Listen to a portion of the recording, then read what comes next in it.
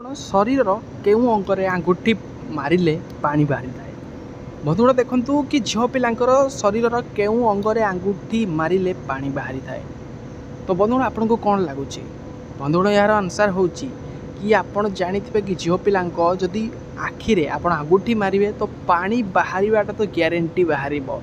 आपन किंतु बंधुगण जहाँ भाबुचंती मु जानि साइलेनी।